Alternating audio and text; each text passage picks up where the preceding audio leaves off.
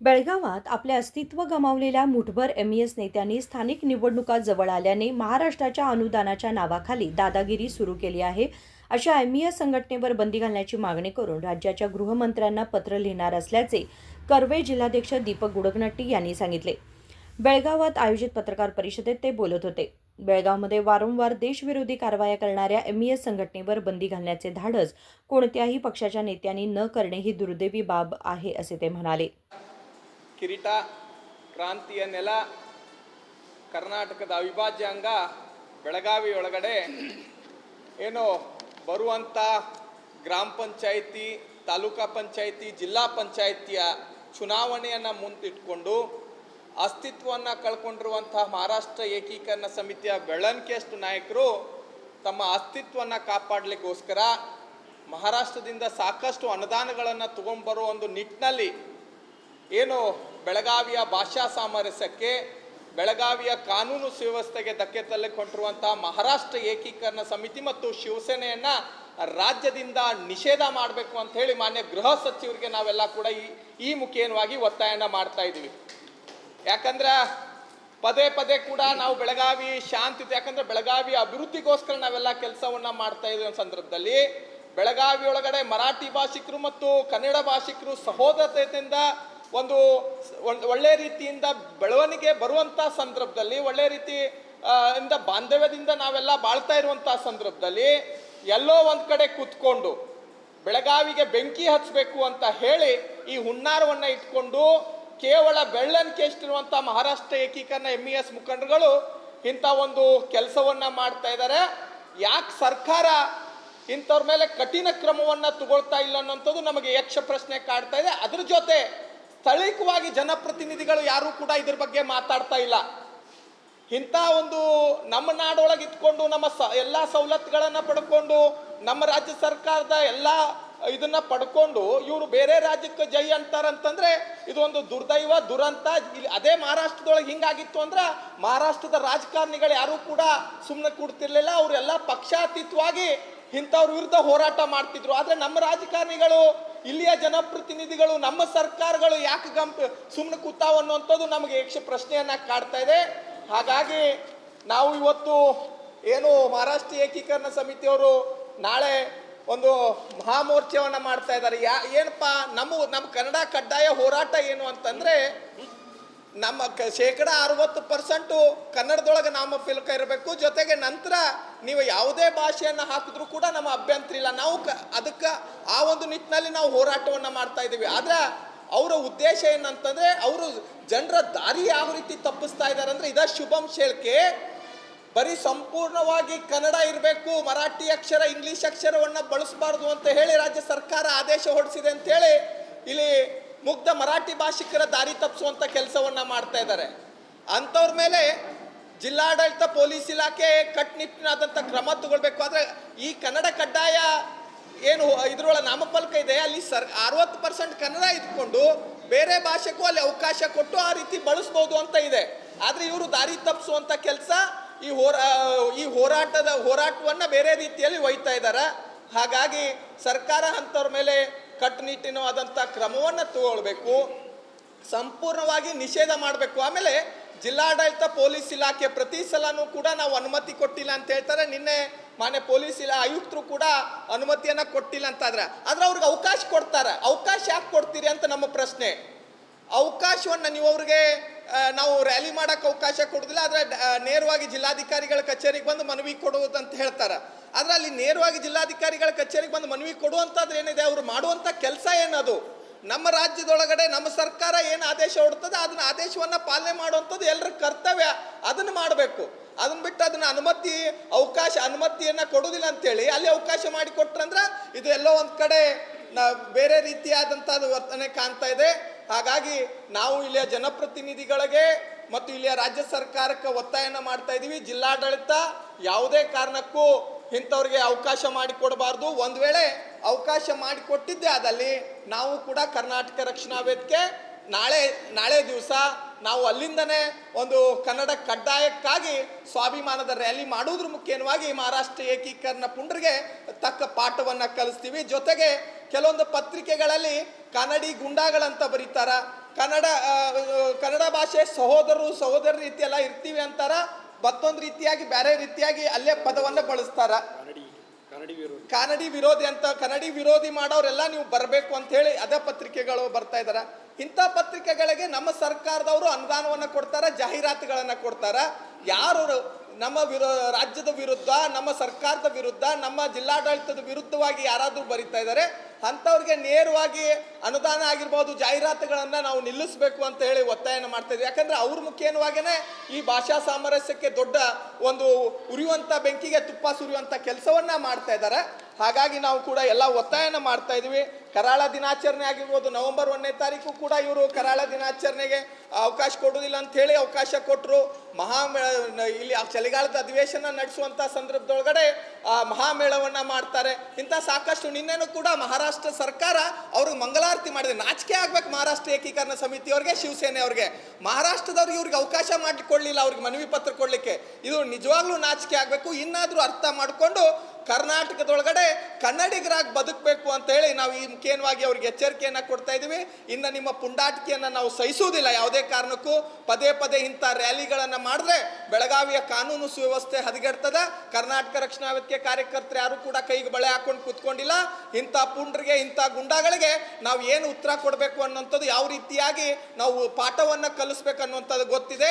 ಹಾಗಾಗಿ ಸರ್ಕಾರ ಇಂಥದನ್ನೆಲ್ಲ, ಈ ಹೋರಾಟಗಳ ಗಂಭೀರತೆಯನ್ನೇ ಅರ್ಥ ಮಾಡಿಕೊಂಡು ತಕ್ಷಣವೇ ಈ ರಾಜ್ಯದಿಂದ MES ಮತ್ತು ಶಿವಸೇನೆಯನ್ನು ನಿಷೇಧ ಮಾಡಬೇಕು ಅಂತೇಳಿ ಮಾನ್ಯ ಗೃಹ ಸಚಿವರಲ್ಲಿ, ಮಾನ್ಯ ಮುಖ್ಯಮಂತ್ರಿಗಳಲ್ಲಿ, ಸ್ಥಳೀಯ ಜಿಲ್ಲೆಯ ಜನಪ್ರತಿನಿಧಿಗಳಲ್ಲಿ ನಾವು ಮನವಿ ಮತ್ತು ಒತ್ತಾಯನ ಮಾಡ್ತಾ ಇದ್ದೀವಿ.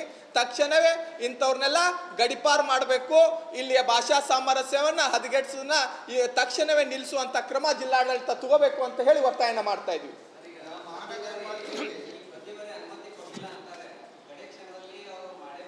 ಹೌದು, ನಮಗೂ ಕೂಡ ಅದೇ ಅನುಮಾನ ಕಾಡ್ತಾ ಇದೆ. ಎಲ್ಲೋ ಒಂದ್ ಕಡೆ ಕಾನೂದ ಕೈಗಳು ಎಲ್ಲಾದ್ರೂ ಕೆಲಸ ಮಾಡ್ತಾವ ಇದಾವ ಏನಂಥದ್ದು ನಮ್ಗೆ ಅನುಮಾನ ಆಗ್ತಾ ಇದೆ. ಪ್ರತಿ ಸಲನೂ ಕೂಡ ಅನುಮತಿ ಇಲ್ಲ ಅಂತಾರೆ, ಆದ್ರೂ ಕೂಡ ಅವ್ರು ಅಲ್ಲಿ ಬಂದು ಪ್ರತಿಭಟನೆ ಮಾಡ್ತಾರೆ, ಬಂದು ಕರಾಳ ದಿನಾಚರಣೆ ಮಾಡ್ತಾರೆ. ಅದಕ್ಕೆ ನಾವು ನಮ್ಮ ಜಿಲ್ಲೆಯ ಜನಪ್ರತಿನಿಧಿಗಳಲ್ಲಿ ಒತ್ತಾಯನ ಮಾಡ್ತಾ ಇದೀವಿ, ಮನವಿ ಮಾಡ್ಕೋತಾ ಇದೀವಿ. ಇಂಥವ್ರ ಮೇಲೆ ಕಠಿಣ ಕ್ರಮವನ್ನ ನೀವು ಒಂದು ಸರಿ ಮಾಡಿದ್ರಿ ಅಂತಂದ್ರೆ ಮುಂದಿನ ದಿನಮಾನಗಳಲ್ಲಿ ಇವ್ರು ಯಾರು ಕೂಡ ಇಂಥದಕ್ಕೆ ಅವಕಾಶ ಮಾಡಿ ಕೊಡಂಗಿಲ್ಲ. ಅದಕ್ಕೆ ಒಂದು ಸಾರಿ ನೀವೆಲ್ಲರೂ ಕೂಡ ಪಕ್ಷಾತೀತವಾಗಿ ಒಂದಾಗಿ ನೀವು ಯಾವುದೋ ಒಂದು ಬೇರೆ ಒಂದು ಮತ ಬ್ಯಾಂಕ್ಗೋಸ್ಕರ, ಬೇರೆ ಭಾಷಿಕರನ್ನ ಓಲೈಕೆಗೋಸ್ಕರ ನೀವು ದಯವಿಟ್ಟು ನೀವು ಹಿಂದೆ ಸರಿಬೇಡ್ರಿ. ಇಡೀ ಕನ್ನಡಿಗರು ಮತ್ತು ಮರಾಠಿ ಭಾಷಿಕರು ನಿಮ್ಮ ಜೊತೆ ಇದ್ದೀವಿ. ಇಲ್ಲಿ ಏನೋ ಭಯೋತ್ಪಾದಕರ ತರ ವರ್ತನೆ ಮಾಡ್ತಾ ಇರುವಂತ MES ಅವ್ರನ್ನ ಕಟ್ಟುನಿಟ್ಟಿನವಾದಂಥ ಕ್ರಮ ತಗೊಳ್ಬೇಕು. ಯಾವುದೇ ಕಾರಣಕ್ಕೂ ಹಿಂದೆ ಸರಿಬಾರ್ದು ಅಂತ ಒತ್ತಾಯ ಮಾಡ್ತೀವಿ.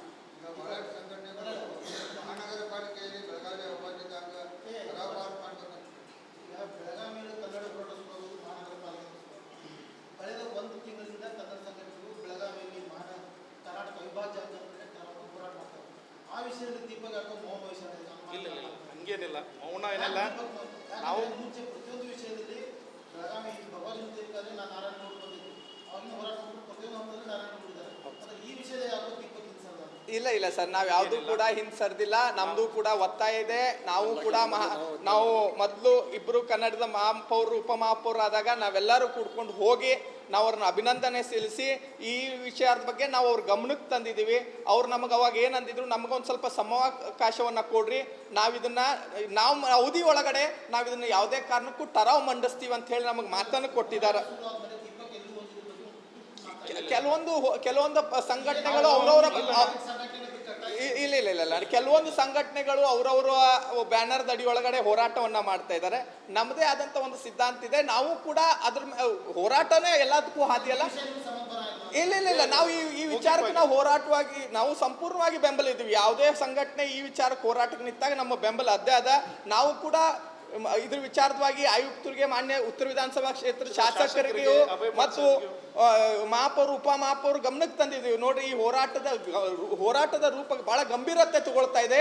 ತಕ್ಷಣವೇ ನೀವು ಅದನ್ನ ಟರಾವ್ ಪಾಸ್ ಮಾಡಿಕೊಂಡು ನೀವು ಕೂಡ ಕನ್ನಡಿಗರಿಗೆ ಬದ್ಧರಾಗಬೇಕು. ಕನ್ನಡದ ವಿಚಾರಕ್ಕಾಗಿ ಯಾರು ಕೂಡ ರಾಜಕಾರಣ ಮಾಡಕ್ಕೆ ಹೋಗ್ಬೇಡ್ರಿ. ನಮ್ಮ ಭಾಷೆ ವಿಚಾರ ಬಂದಾಗ ನೀವೆಲ್ಲರೂ ಕೂಡ ಒಂದಿರಬೇಕು ಅಂತ ಹೇಳಿ ಬಿಜೆಪಿಯ ನಗರಸೇವಕರಿಗೆ ಹೇಳಿದೀವಿ. ಅದ್ರ ಜೊತೆ ಕಾಂಗ್ರೆಸ್ ಅವ್ರಿಗೂ ಕೂಡ ಈ ವಿಚಾರವಾಗಿ ನೀವೆಲ್ಲರೂ ಸರ್ವಾನುಮತದಿಂದ ಪಕ್ಷ ಭೇದವನ್ನ ಮರೆತು ಕನ್ನಡದ ಭಾಷೆಕ್ಕಾಗಿ ನೀವೆಲ್ಲರೂ ಕೂಡ ಇದನ್ನ ಟರಾವ್ ತಗೋಬೇಕು ಅಂತ ಹೇಳಿ ನಾವು ಒತ್ತಾಯನ ಮಾಡಿದೀವಿ. ನಾವು ಎಷ್ಟೋ ನಗರ ಸೇವಕರಿಗೂ ಕರೆ ಮಾಡಿನೂ ಈ ವಿಚಾರದ ಬಗ್ಗೆ ತಿಳಿಸಿದೀವಿ. ಇಷ್ಟೆಲ್ಲ ಆದ ಸಹಿತ ಮೇಯರು ಡೆಪ್ಯೂಟಿ ಮೇಯರ್ ಅವರು ಯಾರು ಇದ್ರ ಬಗ್ಗೆ ಸುಪ್ರೀಂ ಕೋರ್ಟ್ ನೆಪ ಆಗ್ತಾ ಇದೆ. ಸುಪ್ರೀಂ ಕೋರ್ಟ್ ವಕೀಲರ ಪ್ರಕಾರ ಯಾವುದೂ ಸಂಬಂಧನೇ ಕಾತರ್ಕಿ ಅಲ್ಲ, ಮೋಹನ್ ಕಾತರ್ಕಿ ಅವ್ರು ಮೊನ್ನೆ ಬಂದು ಸಭೆ ಮಾಡಿದಾಗ ಅದರೊಳಗೆ ಯಾವುದೂ ಕೋರ್ಟಿಂದ ಸಂಬಂಧ ಬರೋದಿಲ್ಲ, ನೀವು ಟರಾವ್ ತಗೋಬೇಕು ಅಂತ ಹೇಳಿದ್ರು. ತಕ್ಷಣವೇ ನಾ ಅದನ್ನ ನೋಡ್ಕೊಂಡು ಉಪಮಹಾಪೌರಿಗೆ ಮಾತಾಡಿದಾಗ ಇಲ್ಲ ನಾವು ಅದನ್ನ ಸರ್ಕಾರಕ್ಕೆ ಬರ್ದೀವಿ ಅಂತಲೂ ಹೇಳಿದ್ರು. ಸರ್ಕಾರಕ್ಕೆ ಬರುದು ಬಿಡುದು ಬೇಡ, ನೀವು ಇದನ್ನ ತಕ್ಷಣವೇ ಒಂದು ಪಾಲಿಕೆ ಸಭೆ ಕರೆದು ಟರಾವ್ ಮಂಡಿಸ್ರಿ ಅಂತಲೂ ನಾವು ಒತ್ತಾಯ ಮಾಡಿದ್ದೀವಿ.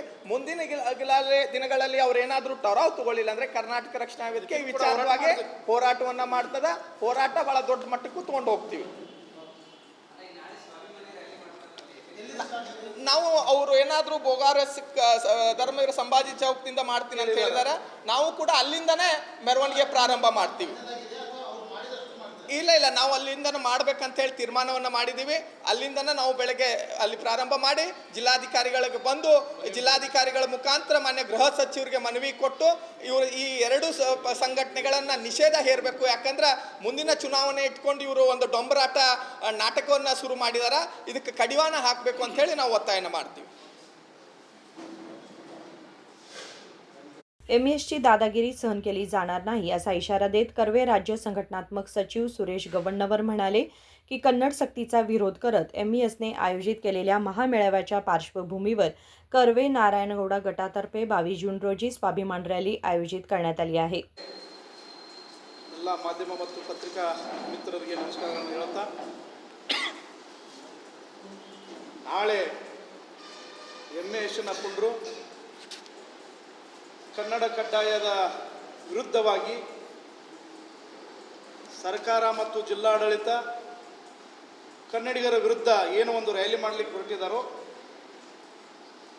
ಕರ್ನಾಟಕ ರಕ್ಷಣಾ ವೇದಿಕೆಯ ಟಿ ಎನ್ ನಾರಾಯಣಗೌಡ ಅವರ ನೇತೃತ್ವದ ಸಂಘಟನೆ ಮೊದಲಿಗೆ ಅವರನ್ನು ಈ ರ್ಯಾಲಿಯನ್ನು ಮಾಡುತ್ತಿರುವಂಥ ಎಮ್ಮೆಎಸ್ ಮುಖಂಡರಿಗೆ ಮೊದಲಿಗೆ ನಾವು ಖಂಡನೆಯನ್ನು ವ್ಯಕ್ತಪಡಿಸ್ತೀವಿ. ಜಿಲ್ಲಾಡಳಿತ ಮತ್ತು ಪೊಲೀಸ್ ಇಲಾಖೆ ಪ್ರತಿ ಬಾರಿನೂ ಕೂಡ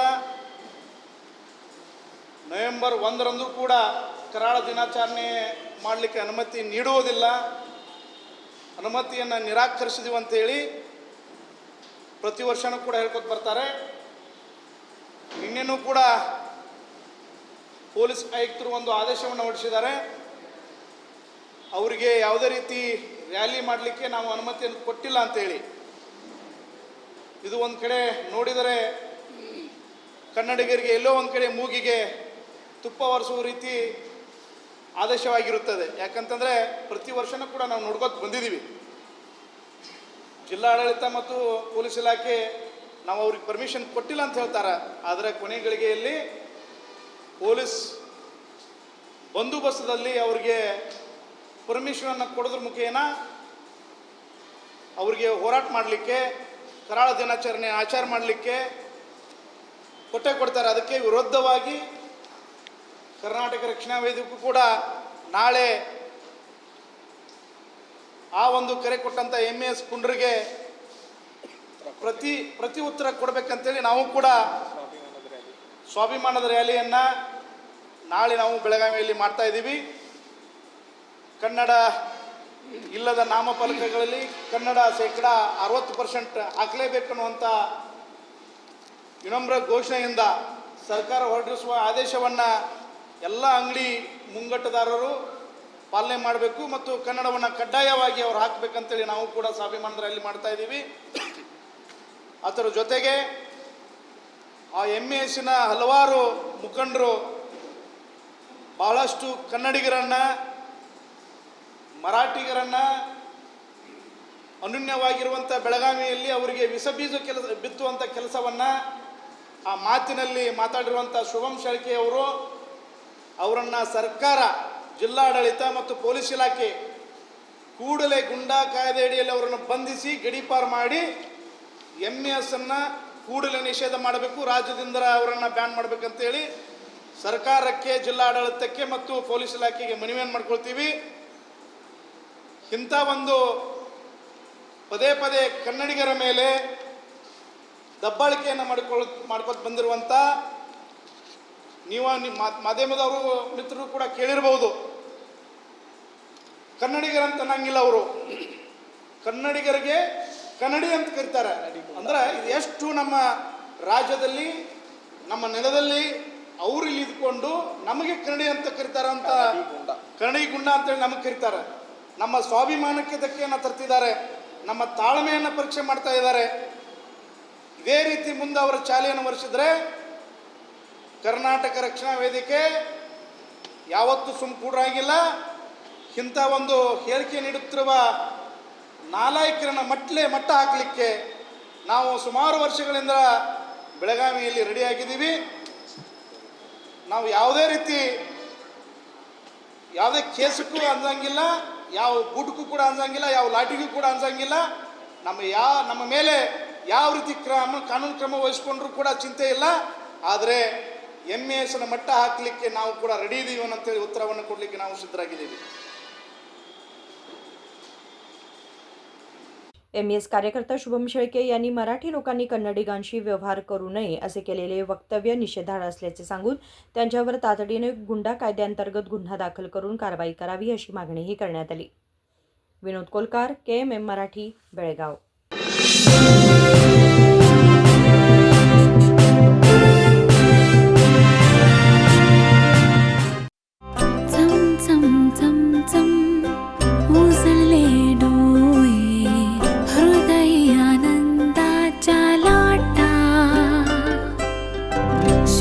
क्षण आले क्षण प्रेमळ है रेशमात गुंफून सोनेरी. BS Channabasappa and Sons, The Textile Mall, Tilakvadi, Belagavi.